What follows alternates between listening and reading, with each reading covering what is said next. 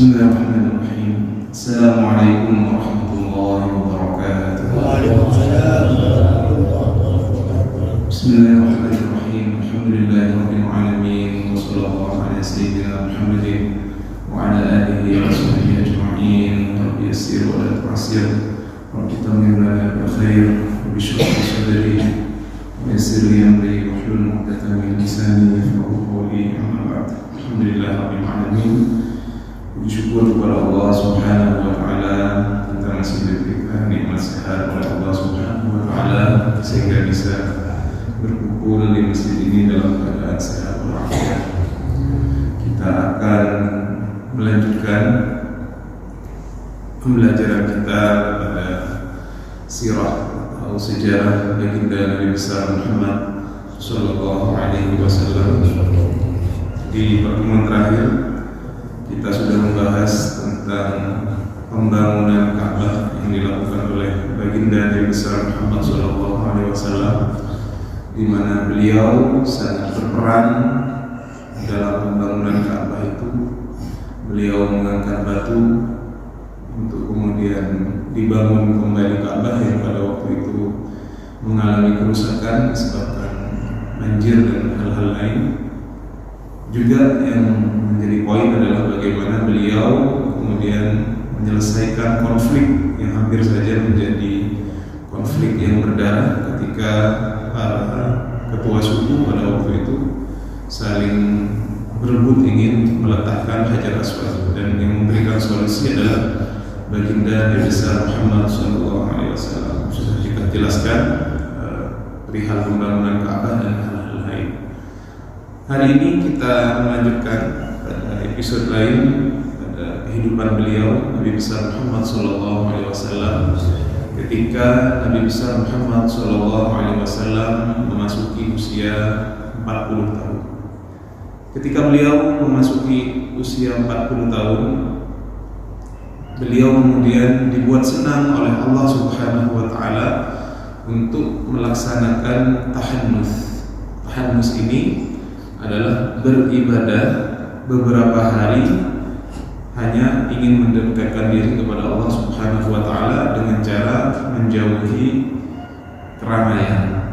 Nabi besar Muhammad SAW pada waktu itu memilih sebuah gunung yang sekarang disebut dengan Jabal Nur atau Gunung Nur.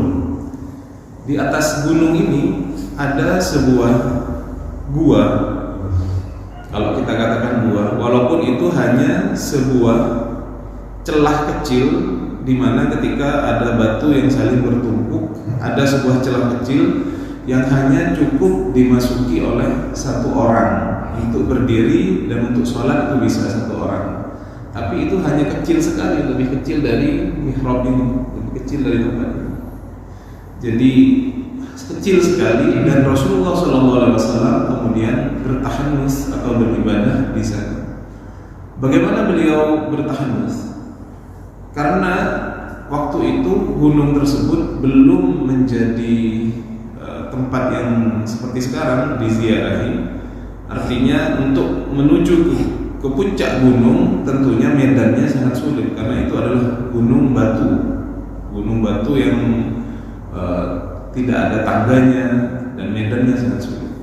Jadi Rasulullah ketika ingin naik ke gunung itu minta tolong kepada istrinya untuk mempersiapkan bekal. Bekal itu lumayan banyak sehingga cukup bagi beliau untuk tidak turun dari Gua Hira itu di Jabal Nur itu selama beberapa hari. Kadang-kadang 10 hari, kadang-kadang 20 hari, tergantung. Ketika beliau sudah habis bekalnya, beliau turun ke rumah beliau, ke istri beliau Sayyidah Khadijah, bilang lagi hanya 2 hari begitu, tolong siapkan bekal lagi. Setelah itu beliau naik, dan itu beliau lakukan beberapa kali di usia 40 itu sampai Jibril datang kepada baginda Nabi besar Muhammad SAW. Tiba-tiba beliau didekap dan kemudian dikatakan, ya Muhammad Iqra, wahai Muhammad bacalah, dan turunlah wahyu surat Al-Alaq pada waktu itu. Ini adalah episode di mana Nabi besar Muhammad SAW melakukan tahannus kemudian mendapatkan wahyu daripada Allah Subhanahu wa taala. Apa hikmah yang bisa kita ambil dari tahannusnya Nabi, ibadahnya Nabi ke Gua Hira ini? Yang pertama adalah pentingnya bagi seorang muslim untuk kemudian melakukan uzlah. Uzlah ini adalah meninggalkan masyarakat yang penuh dengan keramaian, menyendiri hanya untuk beribadah kepada Allah Subhanahu wa taala. Kenapa uzlah ini penting? Karena setiap harinya kita dari masyarakat itu kita beribadah biasanya bersama dengan orang lain, terutama misalkan kita beribadah sholat fardu, kita biasanya sholat bersama orang lain. Sholat maktubah itu kita laksanakan 5 kali. Sebagian orang melaksanakannya di masjid berjamaah. Jadi ibadahnya bersama dengan orang-orang lain. Artinya apa? Orang lain melihat kita dalam keadaan sholat. Namun ketika seseorang beruzlah kepada Allah Subhanahu wa taala, maka ibadah itu hanya menjadi sesuatu antara dia dan Allah Subhanahu wa taala. Artinya tidak ada orang yang tahu. Nah, ini pentingnya seseorang untuk beruzlah, sehingga dari uzlah itu dia kemudian melakukan tafakkur, melakukan sebuah pemikiran terhadap semua nikmat-nikmat Allah yang sudah diberikan kepadanya, melakukan tafakkur terhadap umur yang sudah dia habiskan. Saya sekarang dulu masih kecil, masih bayi, kemudian menginjak dewasa, kemudian saya dewasa, dan sekarang saya sudah memasuki masa tua. Mungkin sebentar lagi saya sudah mendekati ajal saya hidup di dunia ini. Berpikir tentang hal tersebut, berpikir tentang nikmat-nikmat Allah yang begitu banyak yang diberikan kepada kita. Betapa Allah Subhanahu wa taala begitu banyak memberikan nikmat kepada kita, dan informasi daripada Allah Subhanahu wa taala disebutkan dalam Al-Qur'an, wa qalilun min ibadiyasy syakur, dan sedikit sekali dari hambaku itu yang kemudian bersyukur kepada Allah Subhanahu wa taala. Maka dengan kita melakukan uzlah ini, dengan kita meninggalkan hiruk pikuk dunia, kemudian kita berpikir yang mengingat akan nikmat-nikmat Allah, mengingat akan dosa-dosa yang kita perbuat, mengingat tentang kebesaran Allah, maka akan kemudian memberikan efek yang sangat positif terhadap diri kita. Apa efek positifnya? Yang pertama, kita akan diberikan rasa mahabbah atau cinta kepada Allah Subhanahu wa taala. Bagaimana Allah Subhanahu wa taala begitu banyak memberikan nikmatnya kepada kita, sehingga kita sebagai hambanya mau tidak mau akan mencintai Tuhan yang telah menciptakan kita, telah memberikan nikmat sejak kita dari lahir sampai sekarang. Kemudian akan timbul perasaan khauf. Khauf ini takut kepada Allah Subhanahu wa taala. Dari umur yang kita laksanakan, berapa banyak dosa yang sudah kita lakukan? Apakah kita sudah bertaubat kepada Allah Subhanahu wa taala dari banyaknya dosa yang kita lakukan itu? Apakah kemudian ketaatan yang kita lakukan itu sudah sesuai, atau kita hanya taat, kita hanya main-main saja? Itu dipikir terus, sehingga hati itu dipenuhi dengan rasa cinta, rasa takut, rasa pengagungan kepada Allah Subhanahu wa taala ketika kita sudah beruzlah. Ini yang dicontoh oleh baginda Nabi besar Muhammad SAW ketika beliau bertahannus di Gua Hira. Jadi kalau kita mengunjungi Gua Hira sekarang, itu posisinya kita bisa langsung melihat Ka'bah, karena sekarang Ka'bahnya dikelilingi bangunan.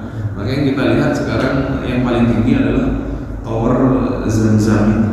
Kalau Tower Zamzam belum dibangun, maka kita bisa langsung melihat Ka'bah dari puncak gunung di mana Nabi besar Muhammad SAW melakukan tahannus itu. Kemudian pertanyaannya, apakah Nabi besar Muhammad SAW hanya melakukan tahannus ini, beribadah menjauhi keramaian ini, beliau lakukan hanya menjelang beliau mendapatkan wahyu? Apakah setelah beliau menjadi Nabi, beliau tidak lagi bertahannus? Beliau, Nabi besar Muhammad SAW tetap beribadah, tetap beruzlah seperti ini, cuman caranya berbeda. beliau uzlahnya diganti di rumahnya beliau sendiri. Kapan itu? Yaitu di sepertiga malam yang terakhir, ketika beliau beribadah dan beliau kemudian sholat tahajud dan kemudian beliau melakukan tafakkur itu. Jadi kita sering mendapatkan riwayat dari istri beliau seperti Sayyidah Aisyah, bagaimana beliau sholat, di depan beliau ada Sayyidah Aisyah sedang tidur. Karena rumah beliau kecil, beliau sholat mau sujud, maka kaki Sayyidah Aisyah masih dipindah dahulu baru beliau sujud.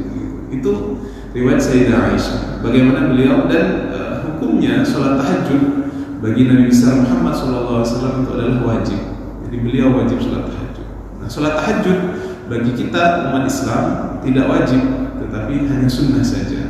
Dan dilakukan kapan? Setelah kita tidur. Harus dilakukan setelah kita tidur, karena berbeda antara awal malam dan akhir malam. Orang yang kemudian begadang di awal malam tidak akan diberikan nikmat oleh Allah untuk berzikir, untuk berfikir akan nikmat Allah di akhir malam, karena dia sudah begadang di awal malam. Di akhir malam dia menentu. Tetapi bagi orang yang kemudian tidur awal, misalkan setelah sholat Isya, maka dia akan bangun di sepertiga malam terakhir, dan itu waktu yang sangat luar biasa untuk kemudian memikirkan daripada nikmat-nikmat Allah, memikirkan keagungan Allah dan lain-lain. Contohnya begini, mengapa kemudian ketika sendiri di malam hari di mana orang-orang banyak tidur ini kemudian mempunyai efek yang sangat positif. Bayangkan ada kita sedang berjalan-jalan, katakanlah kalau di Jember ini di Pasar Tanjung, di pasar, berjalan-jalan dengan teman kita. Suasana pasar sedang ramai, banyak orang berjualan, banyak orang lalu lalang, suara di mana-mana. Tiba-tiba teman kita bilang, wahai temanku, apakah kamu pernah mendengar hadis dari baginda Nabi besar Muhammad SAW, apabila manusia diberikan harta sebanyak satu lembah, maka dia akan minta lagi sebanyak itu. Diberi harta satu lembah sebanyak satu lembah, minta lagi sebanyak itu, maka manusia tidak akan puas akan harta itu sampai nanti tanah diisi perutnya. Diberi peringatan seperti itu, tapi kondisinya sedang ramai, banyak orang berjualan.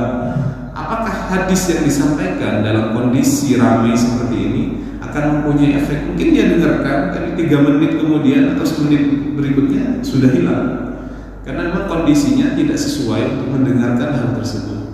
Tetapi di sepertiga malam, ketika orang tidak ada suara apapun, posisi sangat sunyi, kemudian kita misalkan membaca Al-Quran, kita bertafakkur, itu efeknya kepada diri kita itu luar biasa. Jadi kesendirian itu akan mengingatkan kita kepada nikmat-nikmat Allah, keagungan Allah Subhanahu wa Ta'ala. Caranya bagaimana? Caranya kita dua dalam ketika kita melakukan uzlah ini. Yang pertama adalah berfikir. Semua nikmat-nikmat Allah kita fikirkan, semua dosa-dosa kita, keagungan Allah Subhanahu wa Ta'ala kita fikirkan. Yang kedua berzikir. Berzikir ini paling mudahnya membaca Al-Quran ataupun membaca zikir-zikir yang lain yang biasa kita baca. Maka dengan dua hal ini akan melembutkan hati, dan ini tidak bisa didapatkan kecuali hanya dengan metode ini. Artinya apa? Ibadah yang kita lakukan setiap harinya, sholat, ketaatan itu tidak akan mempunyai efek yang lebih luar biasa daripada uzlah. Contohnya, beberapa akademisi di luar negeri yang kita sebut dengan kaum orientalis, jadi mereka orang Eropa, belajar Islam, bahkan sebagian hafal Al-Quran, hafal hadis-hadis Nabi.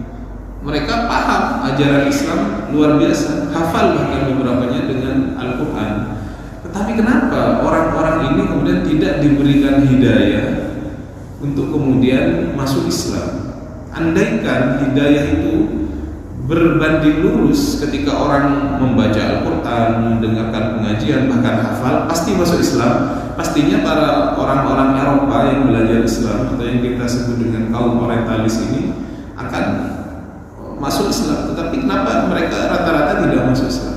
Karena mereka tidak melakukan uzlah, artinya berpikir tentang nikmat-nikmat Allah, berpikir tentang dosa yang kita lakukan, kemudian berzikir kepada Allah Subhanahu wa taala, terutama di waktu sepertiga malam terakhir. Jadi uzlah yang dilakukan Nabi besar Muhammad SAW memang beliau lakukan di awal di gunung-gunung. Artinya apa? Apakah kita kemudian di zaman modern ini akan cari gunung, gitu, akan cari gunung, kemudian meninggalkan pekerjaan, meninggalkan istri, kita beribadah saja kepada Allah Subhanahu wa taala? Tentunya tidak. Karena itu tidak sesuai, tidak relevan dengan keadaan sekarang. Yang paling bisa ditiru adalah bagaimana beliau uzlah setelah beliau mendapatkan wahyu, yaitu beliau lakukan di rumahnya sendiri. Kapan waktunya? Adalah di sepertiga malam terakhir, ketika suasana sangat tenang, kita bisa kemudian bertafakur kepada Allah Subhanahu wa taala dan berzikir kepada Allah Subhanahu wa taala. Dan ini adalah sesuatu yang kata ulama ini sangat luar biasa efeknya. Bahkan dalam Al-Qur'an disebutkan orang-orang yang berzikir di waktu sahur. Itu adalah zikir yang kemudian sangat memberikan efek terhadap seseorang. Rasa cinta kepada Allah Subhanahu wa taala ketika kita kemudian mengintrospeksi diri kita sendiri, itu sangat pas dilakukan di waktu-waktu sepertiga malam terakhir. Mudah-mudahan kita semua oleh Allah Subhanahu wa taala diberikan nikmat ini untuk kemudian bangun di akhir malam untuk bisa kemudian melakukan tafakur, melakukan zikir, introspeksi terhadap diri kita sendiri. Demikian yang bisa saya sampaikan dari episode Nabi besar Muhammad SAW. Beliau ketika menjelang mendapatkan wahyu dari Allah Subhanahu wa taala bertahanus di Gua Hira sehingga beliau mendapatkan wahyu daripada Allah Subhanahu wa taala dari surah Al-Alaq, Iqra bismi rabbikal ladzi khalaq. Demikian, apabila ada yang ditanyakan mengenai hal ini dan hal-hal lain, saya persilakan.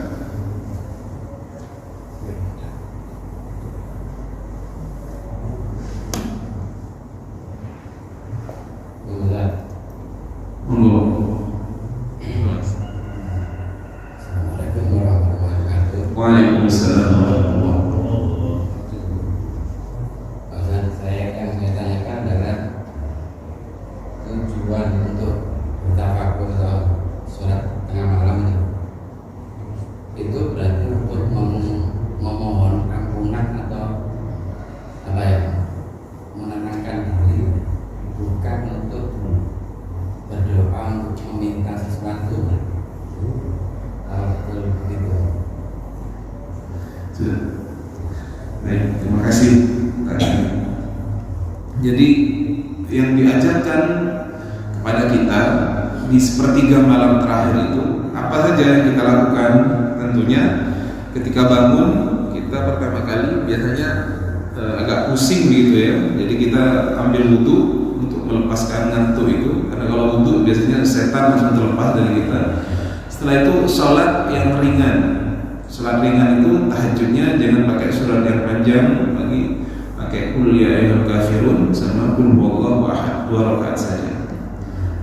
Begitu. Setelah itu ditambah dengan sholat-sholat yang lain yang kita ketahui, misalkan sholat taubah, sholat hajat, dan sholat-sholat witir. Kalau bisa dibuat ganjil terakhir, mau 5 rakaat boleh, mau 3 rakaat boleh. Bahkan kalau hanya 2 rakaat sangat bagus daripada enggak sholat tahajud sama sekali. Itu yang pertama.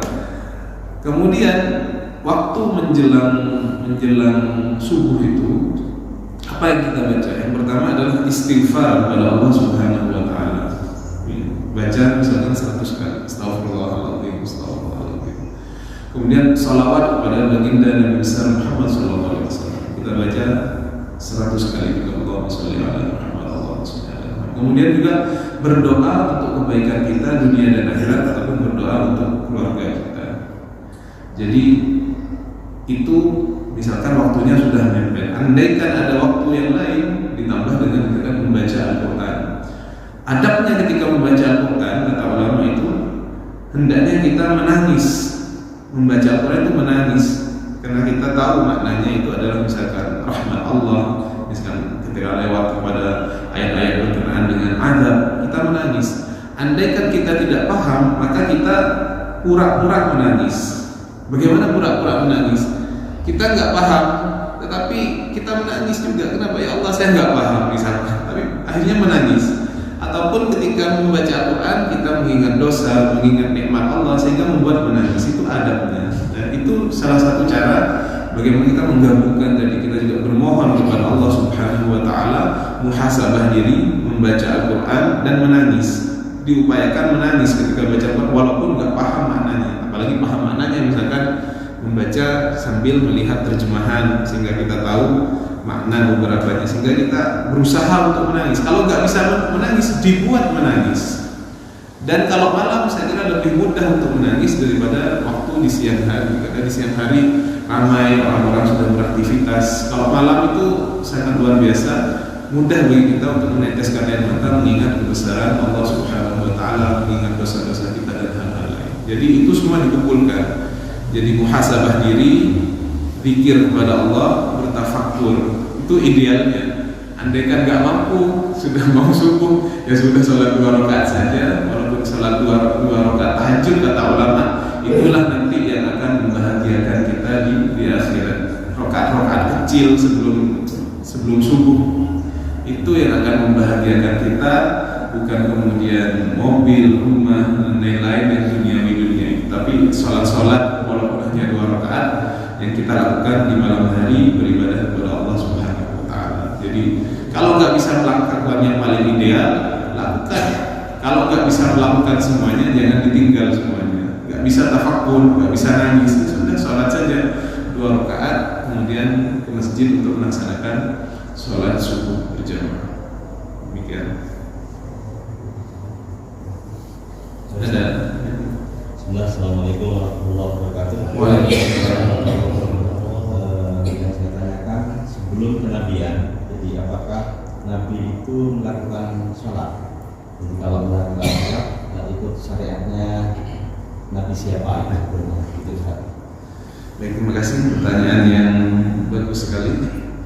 Nabi besar Muhammad SAW itu sebelum beliau mendapatkan wahyu umur 40 itu tidak pernah kemudian menyembah berhala sama sekali, dan beliau mengikuti daripada agama kakeknya yaitu Nabiullah Ibrahim alaihissalam.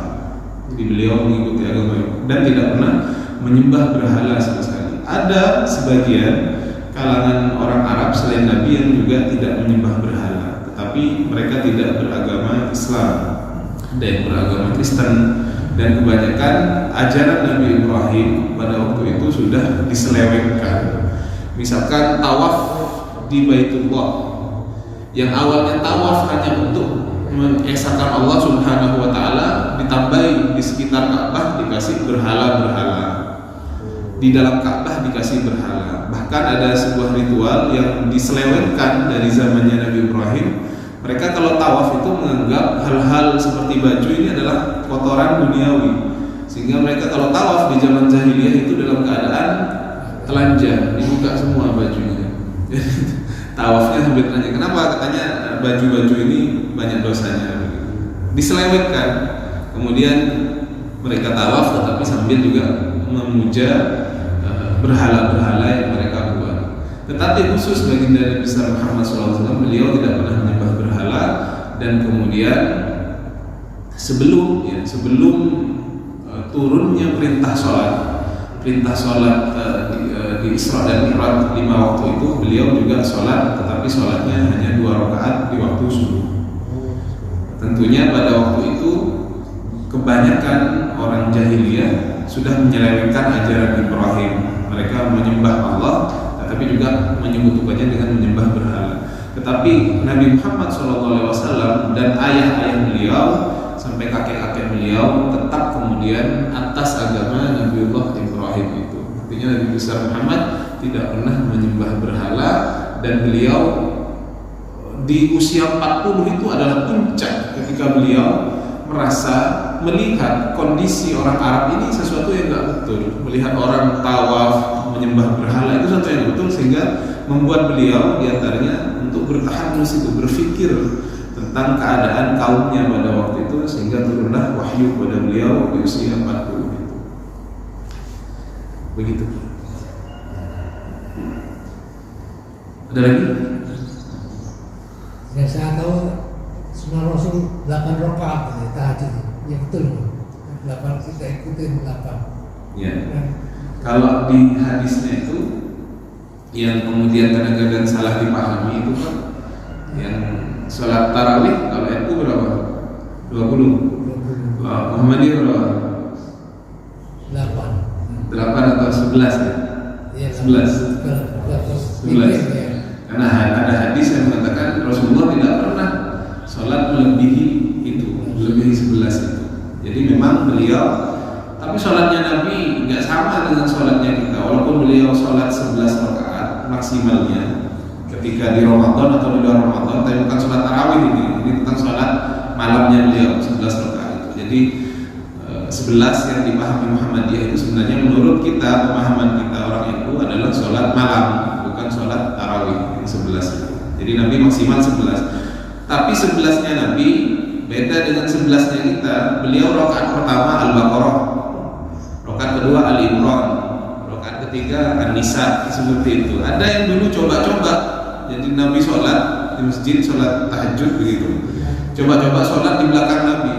Langsung Nabi bilang Alif Lam Mim dzalikal kitabul la raiba fihi, dibaca gitu. Oh katanya paling ini paling setengah juz dibaca terus sampai selesai surat Al-Baqarah. Rakaat kedua langsung Ali Imran. Nah, itu sahabat itu begitu sholatnya Nabi. Jadi panjang sekali, bahkan dalam hadis disebutkan hatta tawarramat qadamah, sehingga kakinya Nabi itu agak bengkak daripada panjangnya bacaan yang beliau baca sehingga beliau berdiri. Kalau kita nggak mampu, kalau mau memang 8 monggo, tapi yang ringan-ringan saja. Kalau mau ngikuti Nabi ya gitu, Al-Baqarah, Ali Imran. Tahajudnya maksud saya. Tahajud boleh dilakukan bilangannya karena itu sunnah, tidak harus dengan bilangan tertentu. Tapi baginda Nabi memang betul maksimal beliau 11. Umatnya kita mau 4 boleh, mau dengan witirnya 5 boleh, mau 8 boleh, bahkan mau 2 boleh. 8 plus 3 witir. Bagus itu yang dicontohkan Nabi. Tapi hanya jumlah bilangannya, bukan bacaannya. Kalau ikut bacaannya yang dibaca panjang-panjang sampai kaki beliau. Tahajud mau saya 8 rakaat plus 3 witir. Benar Pak, benar. Iya. Itu ngikuti Nabi. Iya. Tapi hanya jumlah bilangannya. Kalau kita bilang mau ngikuti Nabi 100%, ya baca itu Al-Baqarah, Ali Imran, An-Nisa. Bilang aja. Tapi nggak mampu kita nggak hafal, maka yang kita baca adalah yang pendek-pendek saja. Tapi jangan kemudian menganggap sholat tahajud harus 11. Jangan menganggap seperti itu. Walaupun 2 rakaat lakukan, karena ini sunnah, tidak ada bilangan tertentunya. Mau 11 luar biasa, itu mengikuti baginda Nabi Muhammad SAW. Baik, demikian yang bisa saya sampaikan, mudah-mudahan menjadi ilmu yang bermanfaat. Amin. Kita tutup dengan doa. Bismillahirrahmanirrahim. Alhamdulillahirabbil alamin, wassallallahu ala sayyidina Muhammadin wa ala alihi wa sahbihi ajma'in. Allahumma anfa'na bima 'allamtana wa 'allimna ma yanfa'una wa zidna 'ilman nafi'an. Allahumma la taj'alna fi majlisina hadha dhanban illa ghafarta wa hamman illa farajta wa la dayna illa qadayta wa la hajatan min hawaij dunya wa la nas'aluka wa la ridha illa qadayta wa yassarta ya rabbal alamin. Allahumma ij'al jam'ana hadha jam'an marhuma wa tafarraqna min ba'dihi tafarraqan ma'suma wa la taj'alna fina shaqiyyan wa la mahruman. ربنا آتنا في الدنيا حسنة وفي الآخرة حسنة وقنا عذاب النار. صلى الله على سيدنا محمد وعلى آله